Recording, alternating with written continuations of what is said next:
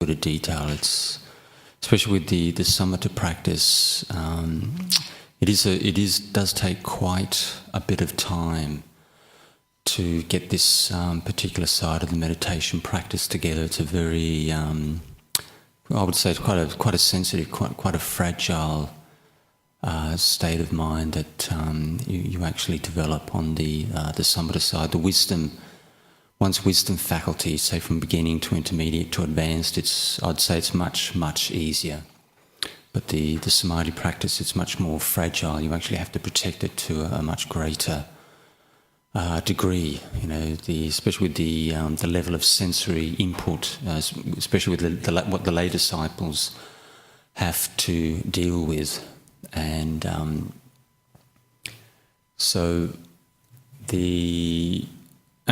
not as much so for the monastics, but when you actually live inside a very protected environment inside the monastery, and then you see what it takes to get really deep states of meditation and actually sustain that, makes you fully aware just how much work you have to do and how careful you actually have to be, with your mind, the kind of sensory, input or impingement.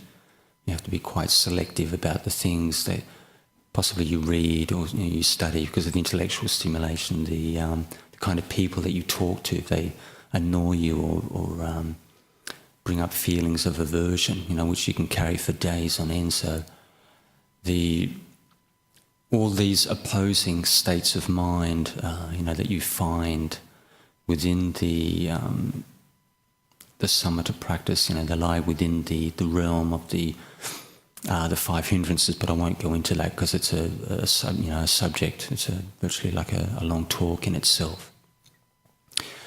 So, with the five samatha factors on the side of, say, like pure tranquility or peacefulness of mind, so what you actually have is these say like underlying mental principles which are necessary for you to actually bring the mind together in a unified state, a very, very, firm, but like relaxed, peaceful state of mind. So many of you are familiar with the five. You're looking at applied attention, sustained attention, joy, piti sukha, and say one-pointedness of mind. So when I mention these words, what are we actually talking about when you undertake your meditation? So this principle of applied attention, what actually is it when you sit and walk? The application of the mind is, say, the exertion. It's the pressing, the applying of the mind to the meditation object of your choice.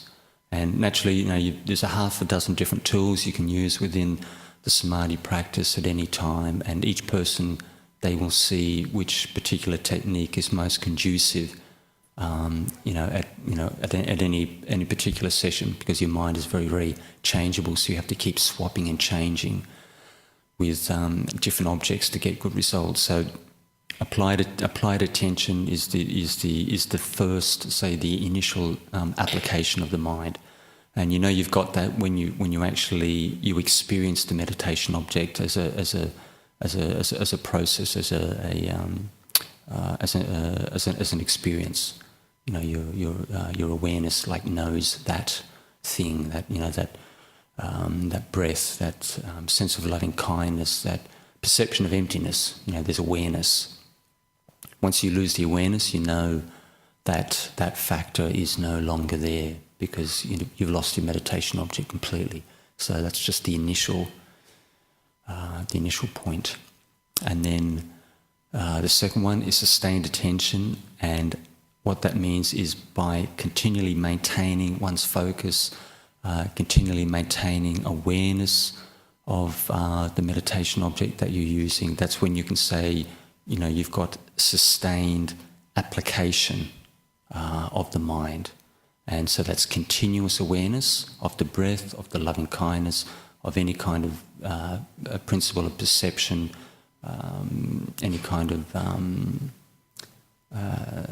say, like method or way of looking at a particular experience. It can be bodily or mental. Meditation is very, very fluid, very flexible. You can manipulate meditation objects. You can manipulate the way you see your experience many, many different ways. So you've got applied attention when you have that continuous moment-to-moment awareness of the object you choose for your focus.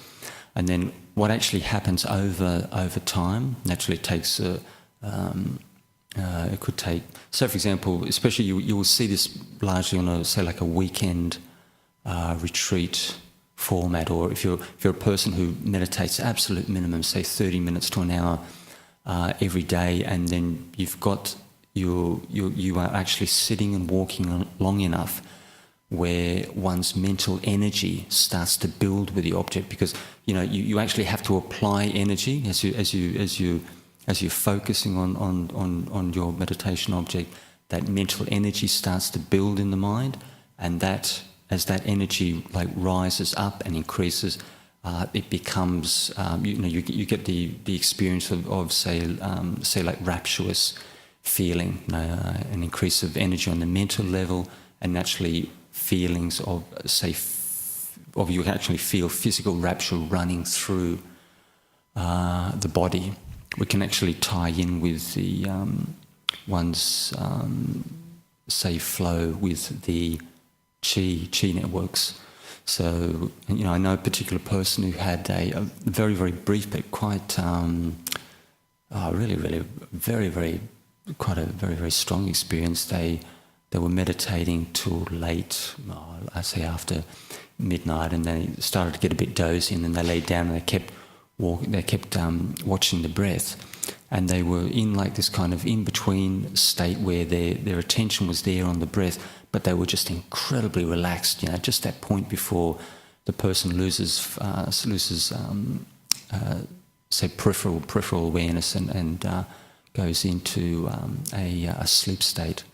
And at that point, the person's mind was so relaxed, the sense of letting go was so strong that they just got this full flow, like this energy rush from the chi points in the soles of the feet right up through the body for not an incredibly long period of time, maybe possibly definitely well under 10 seconds, roughly. It could be absolute minimum 7-8 seconds plus. And it was like they described it like actually being plugged into the universe, so actually feeling the full force of the energy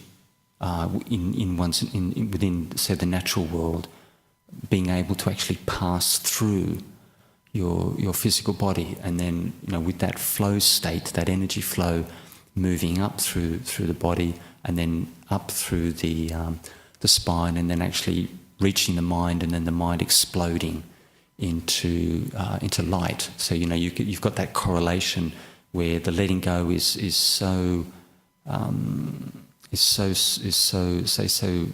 strong that you basically induce a very, very say like a bright nimitta state, which would be like a preliminary to say Upacara Samadhi. So very, very strong nimitta, just blinding white in the mind, and just the mind exploding, with the effect of this nimitta, and then just that experience, 7-8 seconds plus. There was so much energy that person, they couldn't sleep. They got up and they sat meditation for say minimum, they said like 2.5 under 3 hours, and then they slept for 2 hours and then got up and went about their daily routine, and there was just no fatigue. So it's that's quite a good deal, for very, very short energetic experience, and the mind is just so bright with this kind of energy. So that's the energy that you can get with very, very deep samadhi, at least the initial stage. If you're able to sustain a nimitta, a samadhi nimitta in the mind, then you really understand how much energy you can actually generate within meditation, and what the experience of the mind element is as you move through that stage. So with those very, very so with this rapturous experience, people move through like 5 stages of rapturous feeling. From very very sort of gentle, feelings running through the surface, towards the surface of the body, to the 5th stage where you just got full body energy flow. You're still aware of your peripheral senses. There's still full awareness, but it's something similar to say for example, people who do the Kundalini yoga, and they're able to actually open. Say, what would they call it? Say, like open the Kundalini at the base of the spine, and then you get this. You open the chakras up, and you get this full like energy rush. It could be, you can look at it from that angle in relation to Kundalini yoga. You can look at it from the angle of, say, Tai Chi or Qi Kung. There's a number of say like practices which like relate to that kind of experience. So with these rapturous feelings that you go through as you pass through, say from the 1st stage through to the 5th. Once you reach the 5th stage, the mind the experience becomes very refined. The bodily and mental experience quite refined, until the point where you experience virtual. You start to touch on the feelings of bliss, which is much more pronounced on the mind because of the refinement of the state.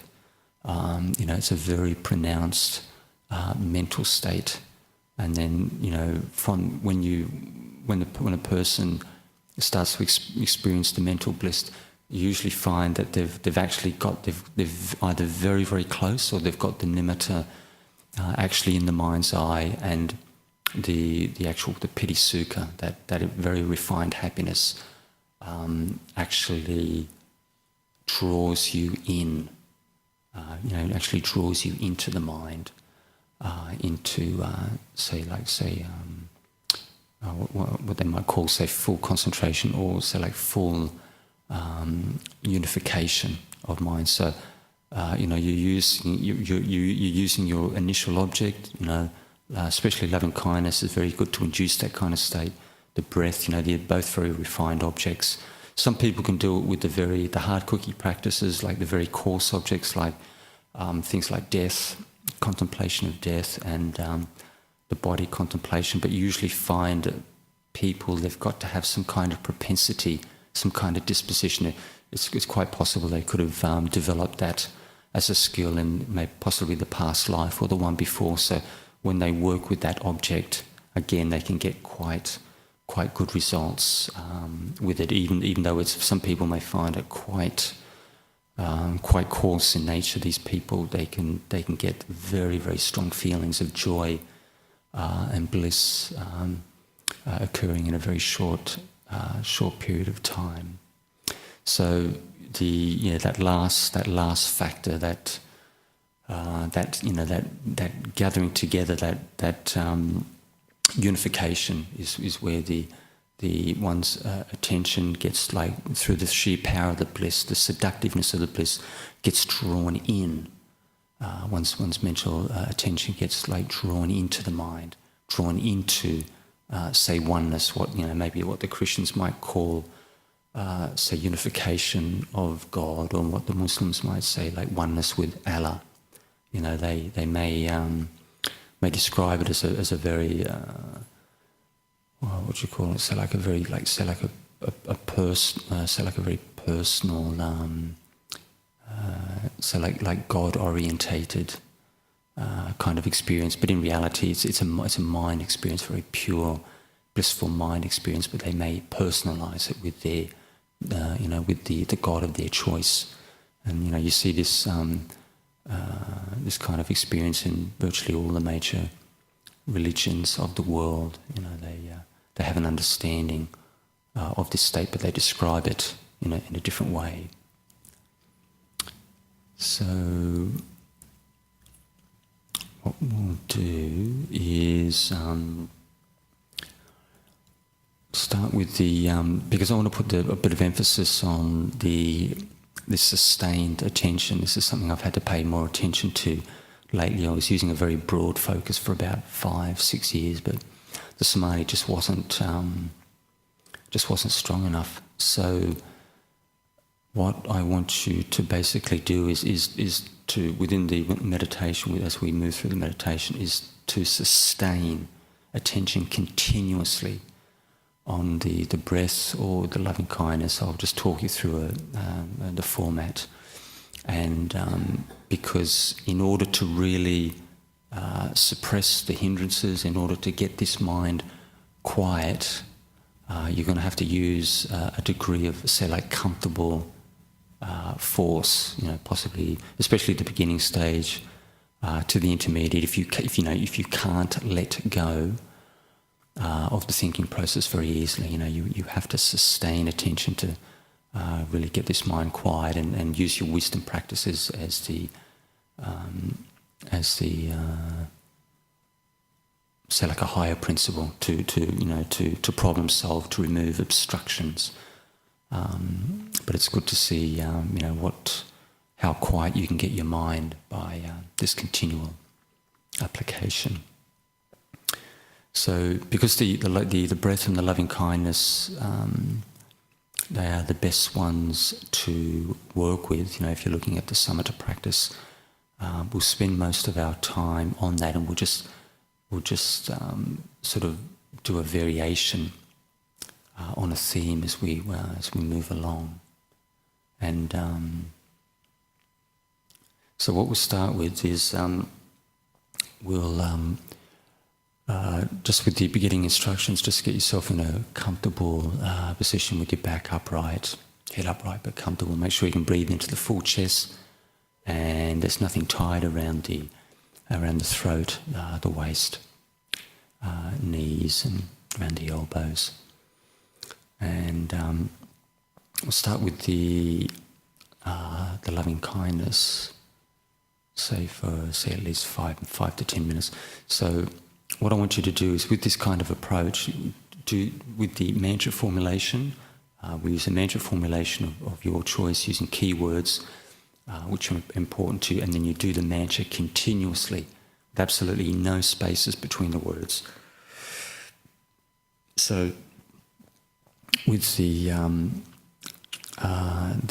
approach, so with the standard metta approach, we use the formula. So for oneself, actually, probably a good idea. We'll do the.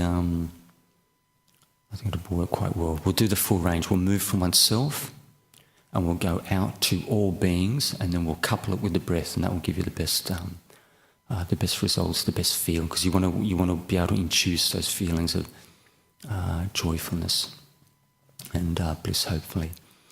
So choose the positive words which are suitable for your character. May I be happy, successful, confident, blissful, joyful in nature. May I be wise, skillful, patient. It can be anything you like. You may even wish to be popular and incredibly successful in life. You may wish to be fabulously wealthy. There's nothing wrong with using these particular, say, positive affirmations. So, may I be such and such. You can use a single word, you can use a string of words, but with your mantra formulation, do it very relaxed, very gently, continuously, for the next 10 minutes. So, formulation is, may I be such and such. Just silently in the mind.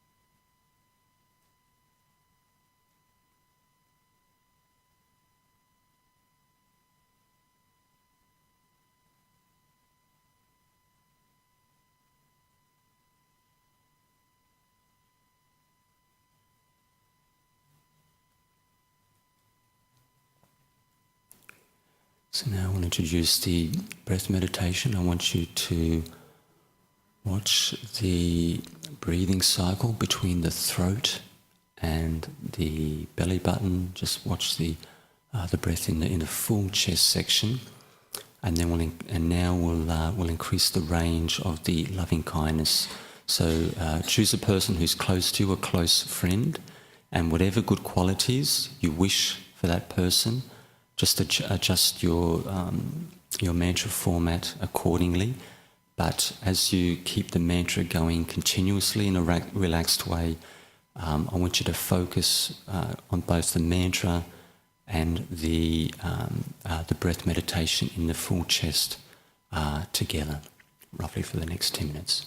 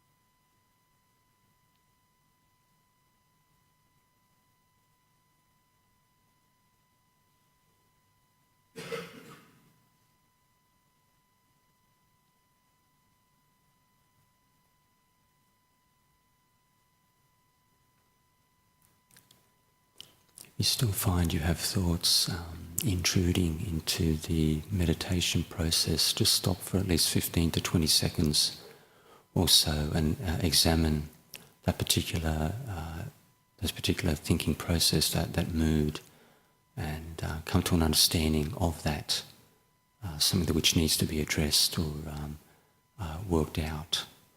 And because as you investigate this kind of slightly disturbing phenomena, it tends to relax and the mind settles down, at least to a small degree.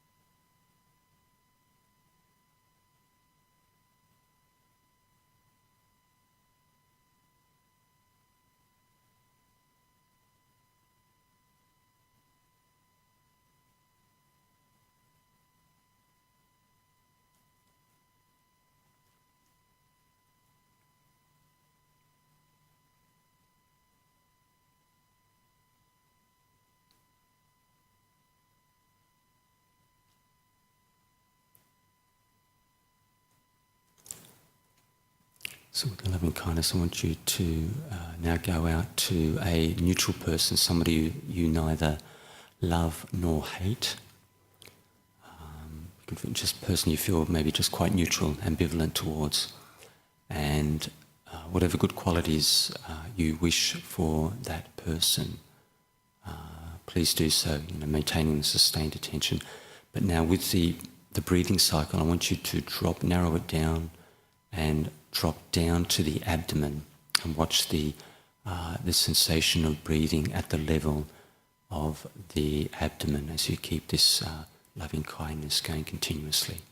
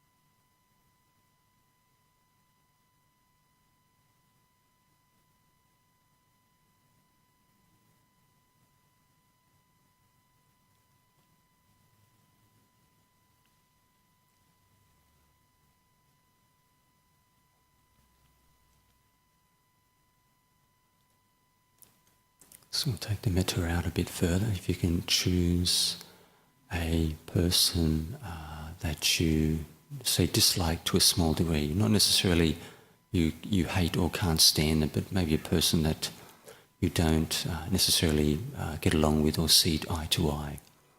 So whatever good qualities you wish for that person in their personal life, please do so, and narrow the breath meditation down to the periphery of the mouth.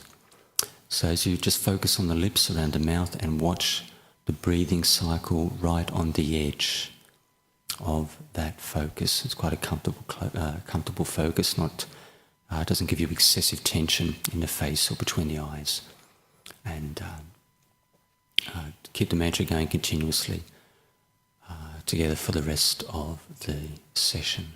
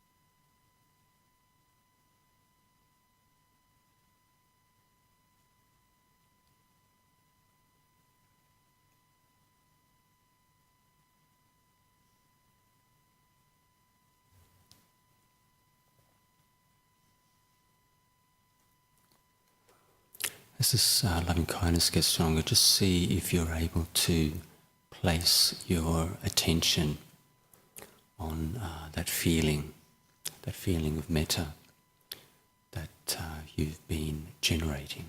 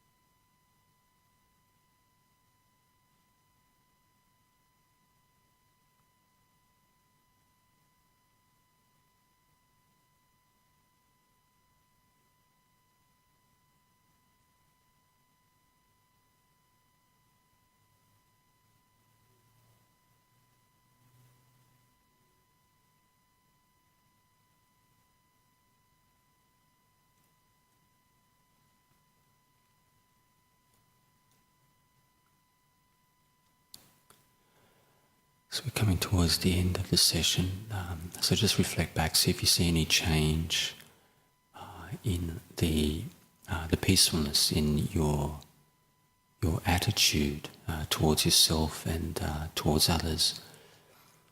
And I'll ring the bell 3 times, and you can open your eyes when you're ready.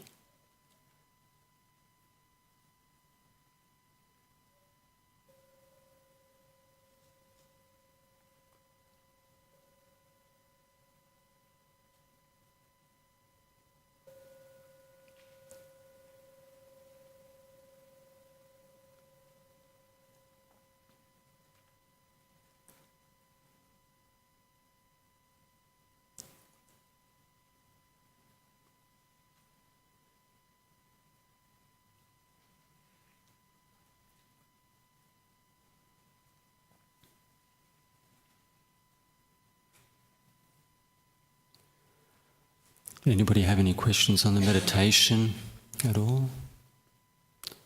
Okay, we'll finish up.